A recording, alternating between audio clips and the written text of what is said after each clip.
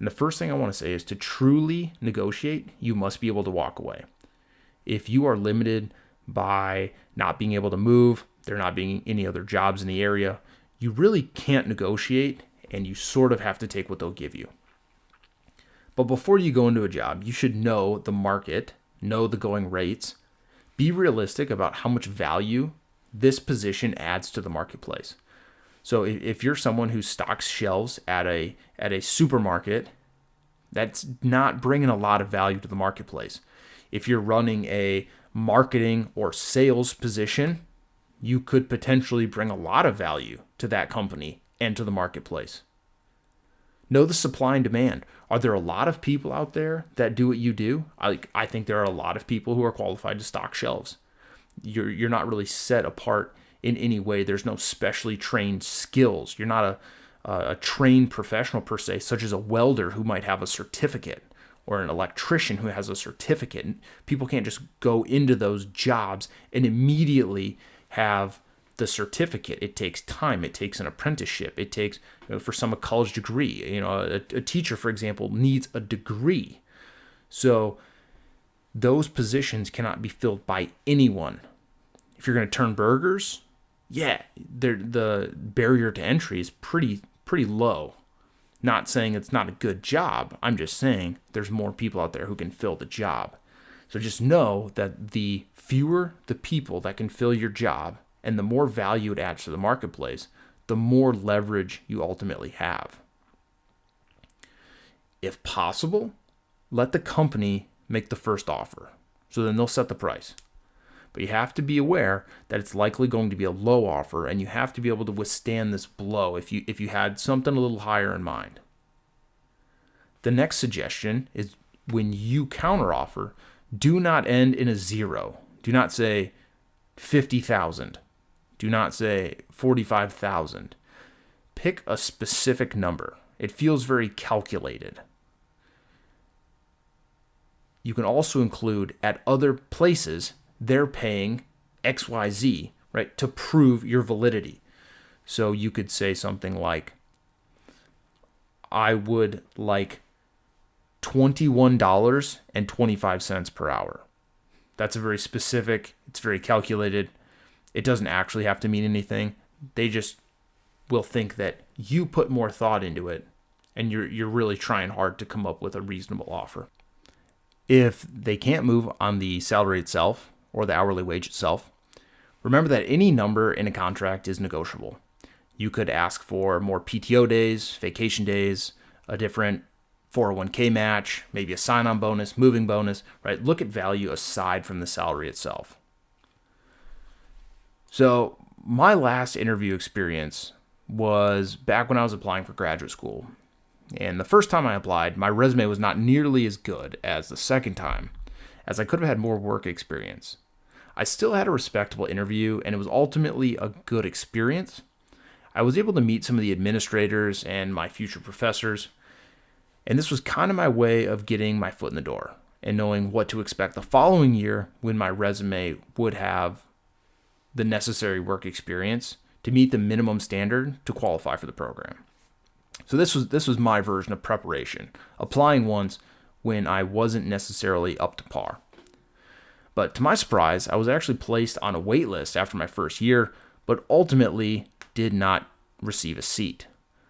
And these schools, they only start a cohort once a year. So this means I had another, 6 to 9 months by the time I formally received my rejection letter. So for the second year, I applied to 3 schools. My resume was adequate. Not a standout, but it was adequate. And it didn't start out well. First school, I received a timely denial letter. That was great. The second school showed up, interview, placed on the wait list. It was fine. I had one more chance before being turned away for yet again another year. So I had a probably more carefree attitude than I should have going into the last interview. It's kind of like, you know what? Don't have a whole lot left to lose here, so let's just go for it. And I was on this school's wait list the previous year, but that does not guarantee entry the following year. Not at all. You still must be amongst the top candidates to receive an offer. So I prepared for this interview in some of the ways we talked about, but it just seems you can never prepare enough.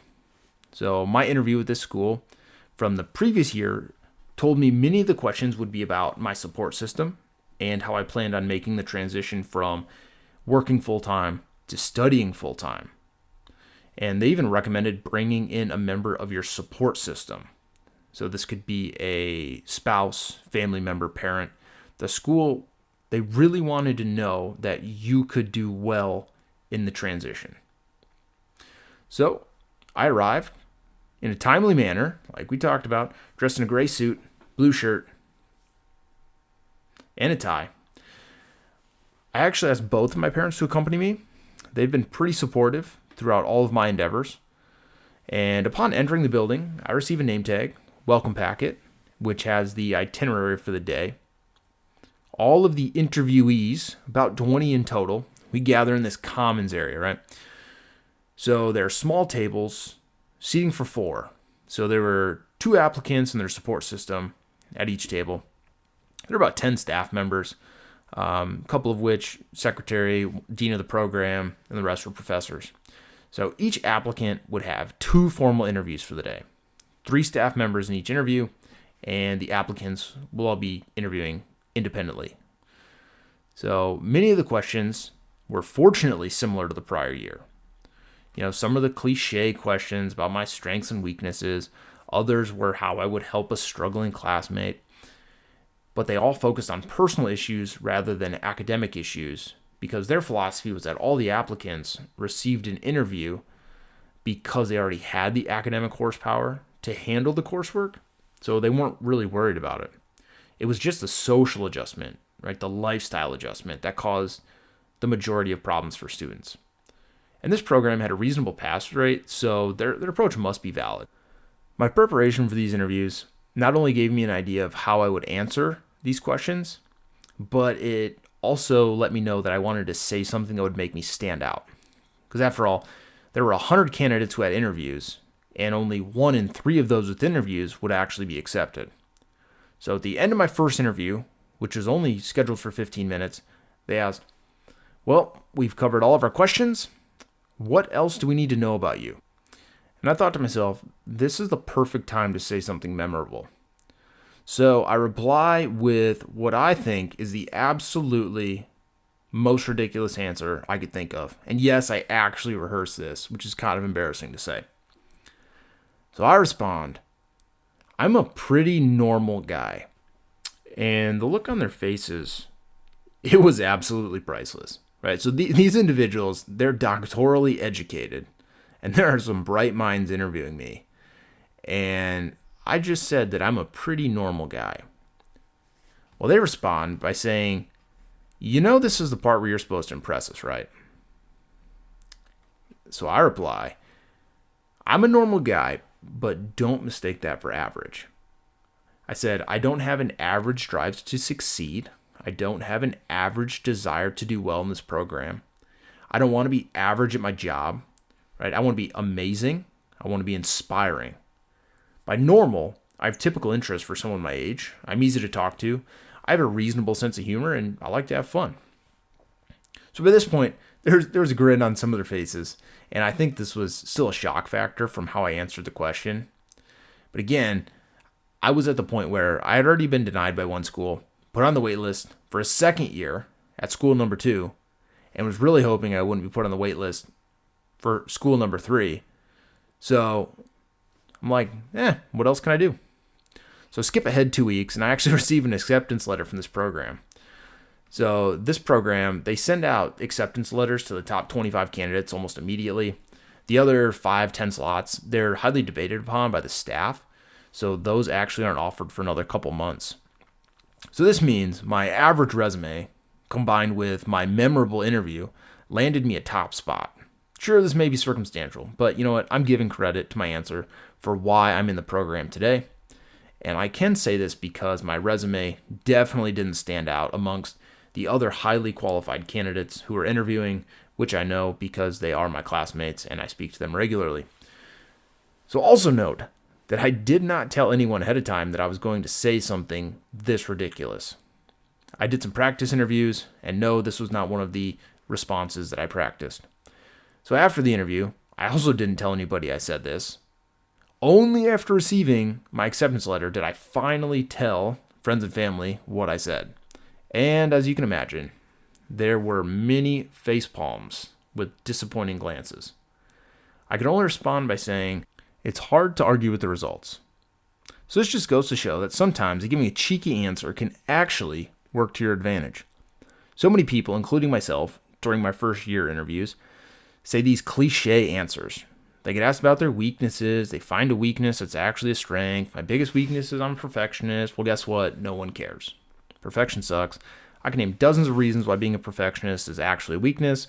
And I think the professors who are conducting the interview appreciated my casual and wholehearted answer, right? My answer was actually pretty easy to support because it was true. It's entirely true, and truth is always the best answer. So next time you find yourself interviewing, keep this in mind. Remember that it's important to say the part about not being average. The statement just doesn't come off the same if you leave it with, I'm a pretty normal and average guy. That doesn't leave a lot of room for showcasing any sort of strengths, but you get the idea. So put your own twist on it. I think the interview conductor will appreciate something that's not cliche. And if it doesn't work and they look at you in disappointing fashion, I do not take responsibility. Maybe consider working somewhere else, somewhere more fun. So after the interview, you have to send a thank you letter or a thank you email. This is one more opportunity for them to see your name, brings it to the top of their memory one more time. This is what you want. This is the end of the interview. This is the end of the podcast. Thanks for listening. One Foot in Chaos. We'll see you next time.